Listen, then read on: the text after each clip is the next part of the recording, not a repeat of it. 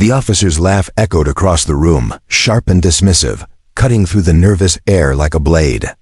The young girl, barely out of her teens, uniform still stiff with its newness, had just whispered that her mother was an admiral. Instead of respect, her words were met with chuckles, smirks, and rolling eyes. "Sure she is," the officer scoffed, his voice dripping with condescension. For a heartbeat, the girl wished the ground would swallow her whole. But what happened next would silence every doubter in the room. Before I tell you what happened next, tell me in the comments where you're watching from. I love knowing who's listening. The barracks quieted, though tension lingered like smoke after a fire. The girl's cheeks burned, her hands trembling against her side as she tried to steady her breath. She wasn't used to this kind of attention. She had joined the training program to prove herself, not to boast about her family. But sometimes truth sounded like lies when pride disguised it. And in that moment, surrounded by men and women who doubted her, she felt like an imposter in her own skin. She thought of her mother, stern, disciplined, but loving in ways that mattered most. Her mother had taught her never to wield power like a weapon, but to carry it like a shield. And here she was, struggling to hold her head high, feeling every ounce of her mother's lessons slipping away under the weight of laughter. Then, without warning, the heavy steel door at the end of the hall swung open. The air shifted. Boots echoed in perfect rhythm, slow and commanding. Murmurs rippled through the crowd as eyes turned toward the figure entering. Her presence was undeniable, an aura of authority wrapped in a crisp uniform. It was her mother. Admiral Reynolds. The officer who had laughed earlier froze. His smug grin evaporated as recognition dawned on his face. The barracks fell utterly silent, every soldier's spine straightening as if pulled by invisible strings. The young girl's heart pounded in her chest, torn between pride and fear.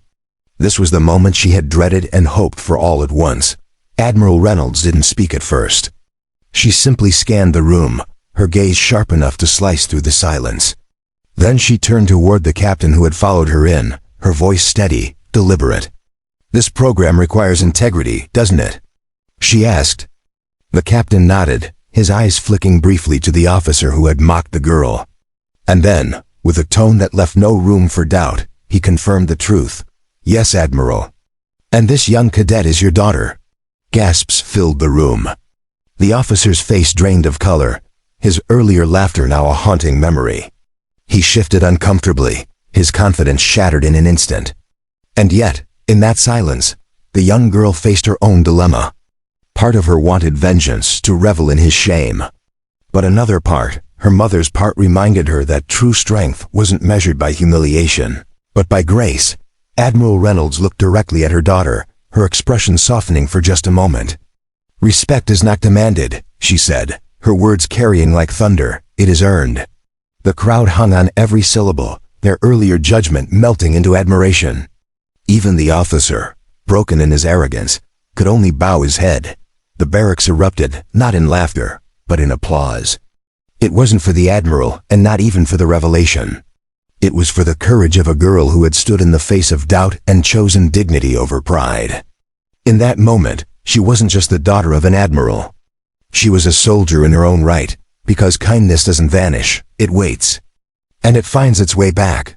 And just like that, the room that had once mocked her now carried the weight of her mother's lesson, etched into every heart present. The laughter that had once wounded her became the spark that forged her strength. If this story moved you, let me know in the comments below, and don't forget to subscribe for more powerful stories of courage, respect, and the moments that change everything.